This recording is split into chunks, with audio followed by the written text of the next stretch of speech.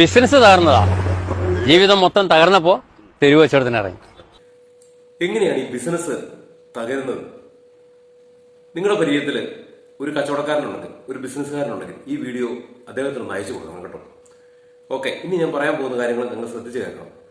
നമ്മുടെയൊക്കെ നാട്ടുമ്പുറങ്ങളിൽ കാണുന്ന ജനങ്ങൾ ഏറ്റവും കൂടുതൽ ആശ്രയിക്കുന്ന കൊച്ചു കൊച്ചു ബിസിനസ് സ്ഥാപനങ്ങൾ, ഇംഗ്ലീഷിൽ പറയുകയാണെങ്കിൽ ബിസിനസ് സ്ഥാപനങ്ങളാണ് പലചരക്ക് കടകൾ.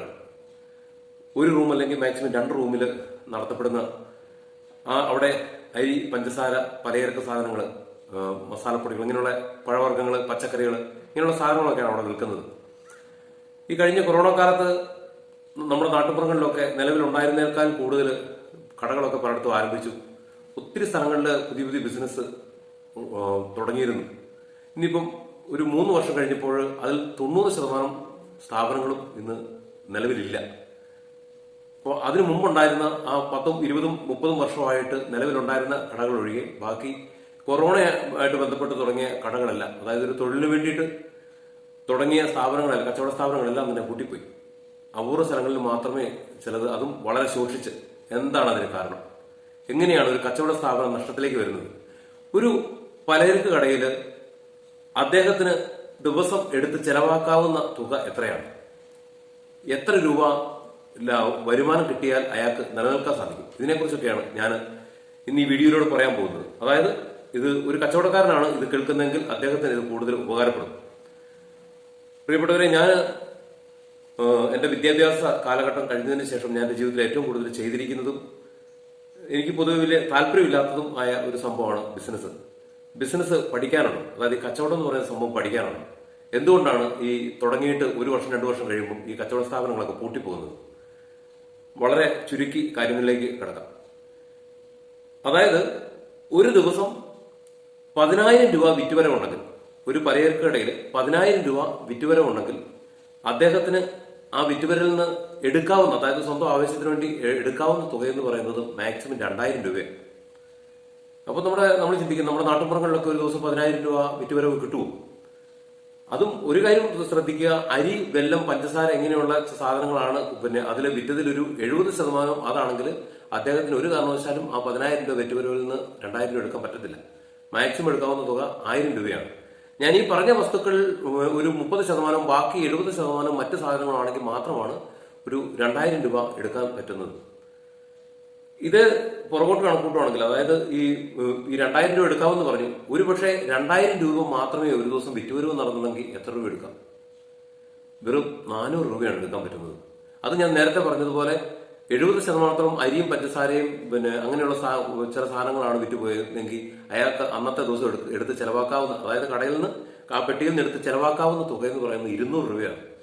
2,000 രൂപ വിറ്റുവരവിൽ നിന്ന് 400 രൂപ എടുക്കാമായിരുന്നു. അത് ഈ പറഞ്ഞ സാധനങ്ങളാണ് വിറ്റുപോയിരിക്കുന്നെങ്കിൽ എടുത്ത് ചെലവാക്കാവുന്ന പൈസ എന്ന് പറയുന്നത് 200 രൂപയാണ്.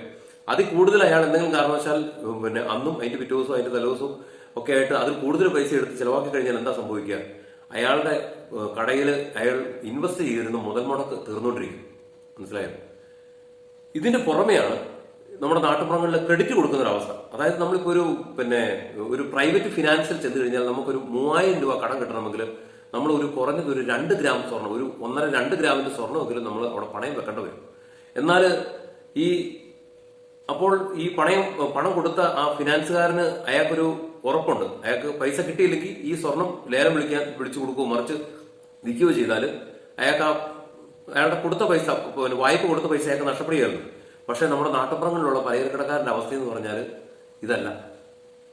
അയാള് പണ്ടൊക്കെ എന്ന് പറഞ്ഞു കഴിഞ്ഞാൽ നമ്മുടെ നാട്ടുപുറങ്ങളിൽ 2 തരം പറ്റാണ്. അതായത് ശനിയാഴ്ച പണിക്കൂലി കിട്ടും, ശനിയാഴ്ച വൈകുന്നേരം കൊണ്ട് ഒരാഴ്ചത്തെ പറ്റ് തീർത്ത് കടക്കാരന് പൈസ തീർത്തു കൊടുക്കുന്ന ഒരു സമ്പ്രദായം. പിന്നെ അത് കഴിഞ്ഞിട്ട് മാസ ശമ്പളക്കാരനാണെങ്കിൽ മാസത്തിന്റെ ലാസ്റ്റ് ശമ്പളം കിട്ടുമ്പോൾ ആ ഒരു മാസത്തെ പറ്റ് തീർത്തു കൊടുക്കുന്ന ഒരു അവസ്ഥ. പിന്നെ പണ്ടൊക്കെ, ഇപ്പോഴങ്ങനെയില്ല, പണ്ടൊക്കെ ആണെങ്കിൽ നാട്ടുപുറങ്ങളിൽ ഒക്കെ ഈ പറമ്പിലെ കൃഷിയുടെ വരുമാനത്തിൽ നിന്നുള്ള ഒരു പറ്റ, അതെന്ന് പറഞ്ഞാൽ വർഷത്തിൽ മാർച്ച് മാസം, ഫെബ്രുവരി മാർച്ചിലൊക്കെ കശുവണ്ടി കിട്ടുമ്പോൾ ആ സമയത്ത് അതുപോലെ ഇഞ്ചി പറിച്ചു, കുരുമുളക് പറിച്ചു, ഈ സമയത്ത് കുറച്ച് ആദായം കിട്ടുമ്പോൾ ആ ഒരു വർഷത്തെ പൈസ ഒരുമിച്ച് കൊണ്ട് തീർക്കുന്ന ഒരു സമ്പ്രദായം ഉണ്ടായിരുന്നു. ഇന്നത് ഇല്ല, ഇന്ന് അങ്ങനെ ആരും കൊടുക്കാറുമില്ല. പക്ഷെ ഇവിടുത്തെ ഏറ്റവും ഈ കടകളൊക്കെ പൊളിഞ്ഞു പോകുന്നതിന്റെ ഏറ്റവും വലിയ തമാശ എന്താണെന്നറിയോ? ഈ ആഴ്ച തീർക്കാമെന്നും പറഞ്ഞൊക്കെ ചിലർ തുടങ്ങുന്നത്. ഇത് ഒരാഴ്ചയായി, രണ്ടാഴ്ചയായി, മൂന്നാഴ്ചയായി, നാലാഴ്ചയായിട്ടും തീർക്കുകയില്ല. അതായത് ഒരു കടക്കാരന് ഒരാൾക്ക് 1000 രൂപ കടം കൊടുക്കാൻ പോലും നിവൃത്തി ഇല്ലാത്ത ഒരു സാഹചര്യത്തിൽ, കാരണം ഇയാൾക്ക് എല്ലാ സാധനവും ഇന്ന് പണ്ടത്തെ പോലെ റെഡി ക്യാഷ് കൊടുത്താൽ മാത്രമേ ഹോൾസെയിൽ കടയിൽ നിന്നും കമ്പനികളിൽ നിന്നും സാധനങ്ങൾ കിട്ടുള്ളൂ.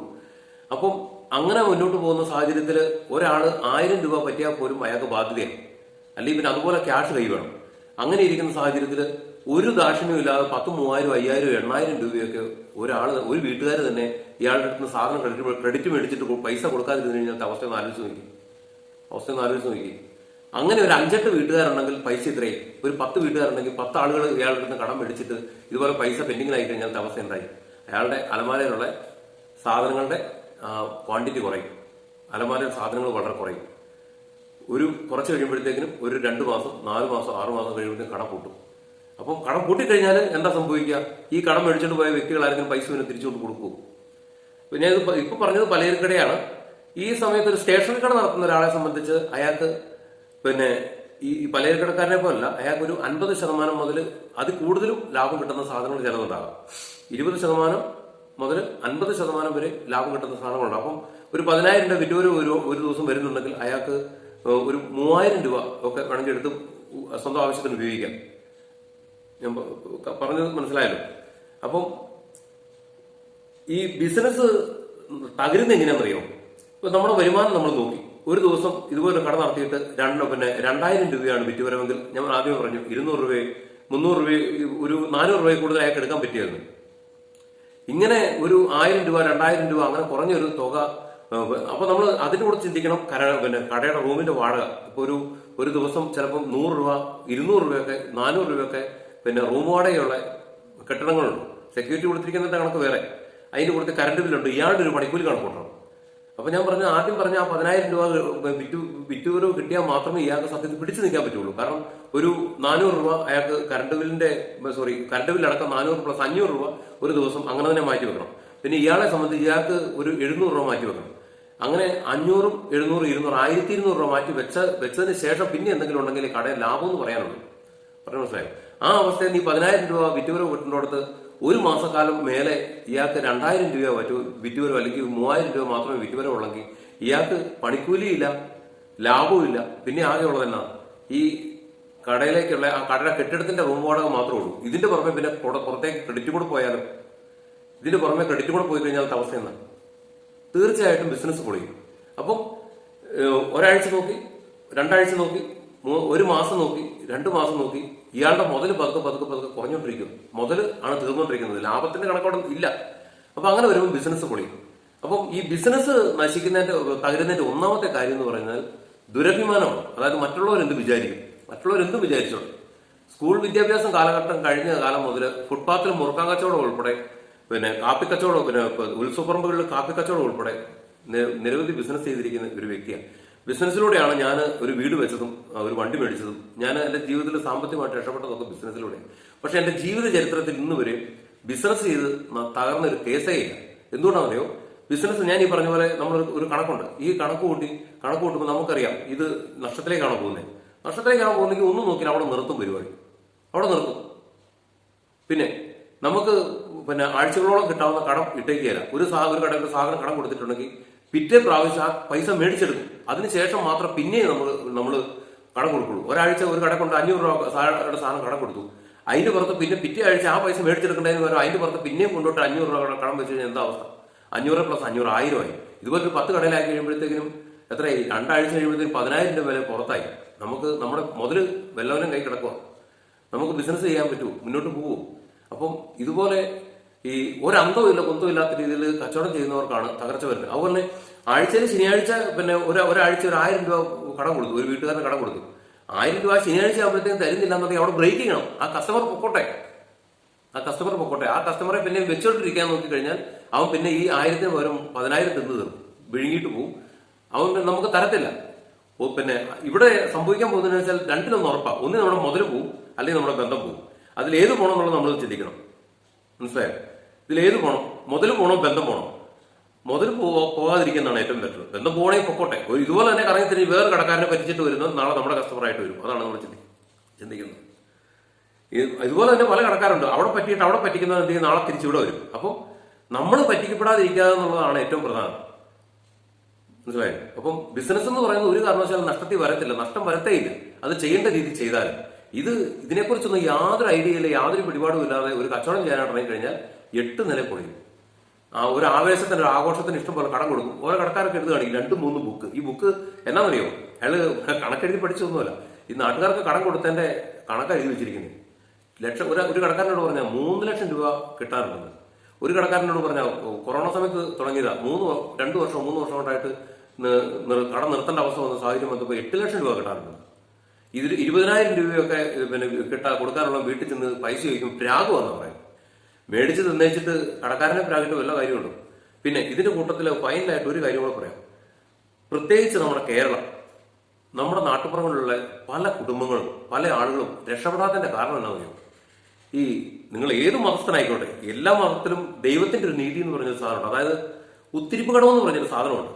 അതായത് നമ്മൾ മറ്റൊരാൾക്ക് പൈസ വായ്പ മേടിച്ചിട്ടോ അല്ലെങ്കിൽ സാധനങ്ങൾ മേടിച്ചിട്ടോ ഏതെങ്കിലും വിധത്തിൽ നമ്മൾ മറ്റൊരു വ്യക്തിക്ക് പണം കൊടുക്കാനുണ്ടായിട്ട് നമ്മൾ മനഃപൂർവ്വം കൊടുക്കാതിരിക്കുകയാണെങ്കിൽ ആ വ്യക്തിയുടെ മേൽ ദൈവത്തിന്റെ കൃപയ്ക്ക് മധ്യേ, അതായത് ദൈവാനുഗ്രഹം കടന്നു വരാതെ ദൈവത്തിന്റെ കൃപയ്ക്ക് മധ്യേ തടസ്സമായിട്ട് കടന്നു വരുന്നൊരു സാധനമാണ് ഉത്തിരിപ്പ് കടം. അത് 7 തലമുറ വരെ ശാപമായിട്ട് നിൽക്കും. അങ്ങനെയുള്ള വ്യക്തികൾ സാമ്പത്തികമായിട്ട് ഒരിക്കലും രക്ഷപ്പെടുകയില്ല. മനസ്സിലായോ? നമ്മൾ എന്ത് പണിയെടുത്താലും ഒരു വിധത്തിലേക്ക് വേറൊരു വിധത്തിൽ നഷ്ടപ്പെട്ടുകൊണ്ടിരിക്കും. അതുകൊണ്ട് നമ്മൾ ഓരോരുത്തരും സത്യം പറഞ്ഞാൽ ഒന്ന് മനനം ചെയ്യേണ്ട, ഒന്ന് റിവൈൻഡ് ചെയ്തെടുക്കേണ്ട ഒരു പ്രധാനപ്പെട്ട ഘടകമാണ്. നമ്മുടെ ജീവിതത്തിൽ നമ്മൾ ആർക്കെങ്കിലും ഇതുപോലെ പണം വായ്പ മേടിച്ചിട്ടോ സാധനങ്ങൾ മേടിച്ചിട്ടോ ആർക്കെങ്കിലും കൊടുക്കാതെ വരെ പറ്റിച്ചിട്ടുണ്ടോ? അങ്ങനെ ഉണ്ടെന്നുണ്ടെങ്കിൽ നമ്മളത് മനഃപൂർവ്വം കൊടുക്കാതിരുന്നിട്ടുണ്ടെങ്കിൽ അത് നമ്മുടെ കുടുംബത്തിലും തലമുറയിലുമായിട്ട് സാമ്പത്തിക മേഖലയിൽ ദൈവാനുഗ്രഹം കടന്നു വരാതിരിക്കാനായിട്ടുള്ള ഏറ്റവും വലിയ തടസ്സമാണ്. അതുകൊണ്ട് അങ്ങനെ ആരെങ്കിലും ഉണ്ടെങ്കിൽ അത് കൊടുത്തു വീട്ടിയാൽ മാത്രമേ നമുക്ക് എന്തെങ്കിലും സാമ്പത്തികമായിട്ട്, ചിലപ്പോൾ സാമ്പത്തികമായിട്ട് വരുമാനം ഉണ്ടാവും, പക്ഷെ അത് കുടുംബത്തിൽ നിറങ്ങിക്കുക. ഓക്കെ, അപ്പം ഞാൻ സിമ്പിളായിട്ട് കുറച്ച് കാര്യങ്ങളാണ് പറഞ്ഞത്. അപ്പോൾ ഇതിലൂടെ നിങ്ങൾ നിങ്ങളുടെ ബിസിനസ്സിനെ ഒന്ന്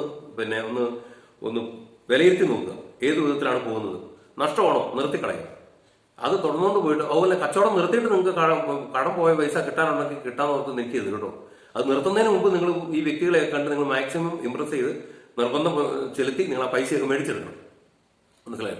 ഇപ്പോഴത്തെ കേരളത്തിന്റെ അവസ്ഥ എന്ന് പറഞ്ഞാൽ സത്യം പറഞ്ഞു കഴിഞ്ഞാൽ കച്ചവടമായിട്ട് ഇറങ്ങുന്ന ഒരു വ്യക്തിക്കാണ് ഇപ്പോഴത്തെ കേരളത്തിലെ സാമ്പത്തിക അവസ്ഥയുടെ ഒരു അവസ്ഥ, മൊത്തത്തിലുള്ള സ്ഥിതിഗതികൾ മനസ്സിലാകുന്നത്. മറ്റുള്ളവർക്കൊന്നും പെട്ടെന്ന് പിടികിട്ടിയില്ല. ഇപ്പോഴത്തെ തൊഴിലില്ലായ്മയുടെ ആ സാമ്പത്തിക മേഖലയിലുള്ള ദുരിതം, അതുപോലെ കടകളിലൊന്നും ഒരു കച്ചവടം വരും വളരെ ഞെരുക്കത്തിലും കഷ്ടത്തിലുമാണ് കടക്കാർ പോകുന്നത്. ഈ പറഞ്ഞ പോലെ നഷ്ടത്തിലേക്കാണ് പോയിക്കൊണ്ടിരിക്കുന്നത്. ഓരോ ദിവസം ചെല്ലുന്തോറും എന്നാ പറയണ്ടേ, ഈ മൂലധനം നഷ്ടപ്പെട്ടുകൊണ്ടിരിക്കുന്നു. ഓക്കെ, അപ്പൊ ഈ വീഡിയോ നിങ്ങൾക്ക് ഇഷ്ടമായെന്നുണ്ടെങ്കിൽ ഞാൻ ആദ്യം പറഞ്ഞ പോലെ നിങ്ങളുടെ പരിചയത്തിലുള്ള കച്ചവടക്കാർക്ക് ഈ വീഡിയോ ഒന്ന് ഷെയർ ചെയ്ത് കൊടുക്കുക, അവരോടൊന്ന് കേൾക്കാൻ പറയാം. ഓക്കെ, അതുപോലെ നിങ്ങളുടെ വിലയേറിയ അഭിപ്രായങ്ങൾ അതിൻ്റെ ഒന്ന് രേഖപ്പെടുത്തുക, ഒന്ന് ഫോളോ ചെയ്യുക, ലൈക്ക് ചെയ്യുക. ഇതുപോലെ ഒത്തിരി നല്ല നല്ല വീഡിയോസും കാര്യങ്ങളൊക്കെ നമ്മൾ നമ്മുടെ ചാനലിലും പേജിലൊക്കെ അപ്ലോഡ് ചെയ്യുന്നുണ്ട്. ഓക്കെ, എല്ലാവരെയും ദൈവം സമൃദ്ധമായിട്ട് അനുഗ്രഹിക്കട്ടെ.